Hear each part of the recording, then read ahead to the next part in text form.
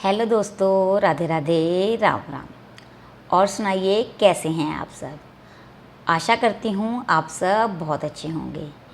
आज की स्टोरी तो बहुत मज़ेदार है, आपको सुन के बहुत मज़ा आएगा और उसमें एक सस्पेंस भी है। तो बीच में थोड़ा सा टाइमर लगाऊंगी और आपको गेस करना होगा कि उसका एंड ऑफ द स्टोरी क्या होगी। चलिए पहले स्टोरी देखते हैं, फिर आप बताइएगा आपको कैसी लगी मेरी स्टोरी। आज की स्टोरी है एक लड़के की जिसका नाम है रमेश। रमेश रोज़ की तरह अपने ऑफिस जा रहा होता है। जैसे ही वो अपने ऑफिस जा रहा होता है, एक दिन उसकी जो मोटरसाइकिल होती है वो कार के बीच लग जाती है और उसका एक्सीडेंट हो जाता है। उसका एक दोस्त होता है रामू। रामू आता है और रमेश की मदद करता है, उसे हॉस्पिटल लेकर जाता है, उसकी पट्टी करवाता है और उसे कुछ पैसे भी देता है कि हाँ उसे पैसे देकर उसके घर छोड़ कर जाता है कि हाँ मुसीबत के समय हमें साथ देना चाहिए। जब तुम ठीक हो जाओगे तुम मुझे वापस कर देना, अगर नहीं भी कर पाओगे तो कोई बात नहीं, मुझे इस बात से भी कोई प्रॉब्लम नहीं है। तो वो रमेश अपने दोस्त रामू का बहुत ही धन्यवाद करता है कि उसने मुसीबत के समय उसका साथ दिया। तो एक दिन वो अपनी पत्नी से भी बहुत प्यार करता है, उसकी पत्नी भी उसको बहुत प्यार करती है। तो वो ये नहीं चाहता कि किसी भी कारणवश उसकी पत्नी उससे गुस्सा हो या उन दोनों में कोई भी लड़ाई हो। तो वो अपनी पत्नी को हमेशा खुश रखना चाहता है। उसके घर में एक उसकी माँ होती है जो काफ़ी बुज़ुर्ग है और वो अपनी माँ से भी बहुत प्यार करता है। उसकी माँ भी उसको बहुत प्यार करती है। तो एक दिन ऐसा आता है कि उसका एक और दोस्त होता है, वो रमेश का पता लेने आता है और रमेश को कहता है कि अगर मैं तुम्हें कहूँ कि तुम तीनों में से किसी एक को चुनो, अपने दोस्त को, अपनी पत्नी को और अपनी माँ में से किसी एक को चुनो, तो तुम किसको चुनोगे। रमेश बहुत असमंजस में पड़ जाता है कि मैं किसको चुनूँ, मैं तो तीनों को बिल्कुल बराबर का प्यार करता हूँ। मैं अपने दोस्त को भी बहुत प्यार करता हूँ, जिसने मुझे मेरी मुसीबत में मेरा इतना साथ दिया, उसको मैं कैसे भूल सकता हूँ।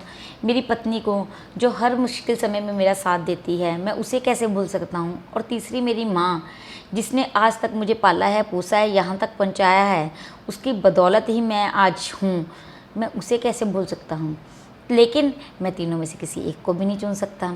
पर वो कहता है कि इस चैलेंज को मैं एक्सेप्ट करता हूँ, बताओ मैं ऐसा क्या करूँ जिससे तुम्हें ये लगे कि मैं तीनों में से किसी एक को चुन रखा है या फिर मुझे तीनों में से किसी एक से ज़्यादा प्यार है।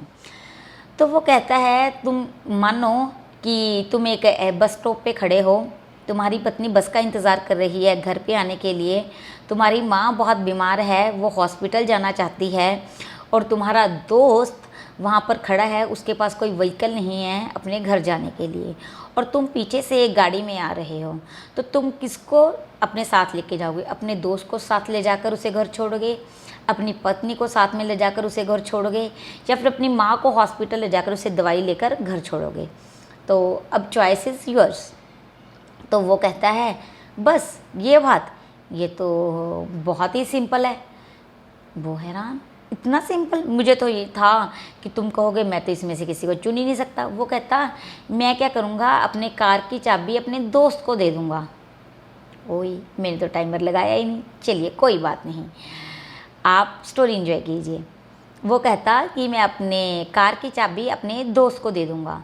मेरा दोस्त क्या करेगा, उस कार में बैठकर अपनी जो मेरी माँ है उसे कहूँगा कि तू इसे हॉस्पिटल से दवाई दिलाकर इसे घर छोड़ जे और मेरी कार से तू अपने घर चला जाना। पीछे बची मेरी पत्नी, मैं वहाँ पे खड़ा होकर अपनी पत्नी के साथ बस का इंतज़ार करूँगा। जैसे ही बस आएगी उसके साथ मैं उसको लेकर घर आ जाऊँगा।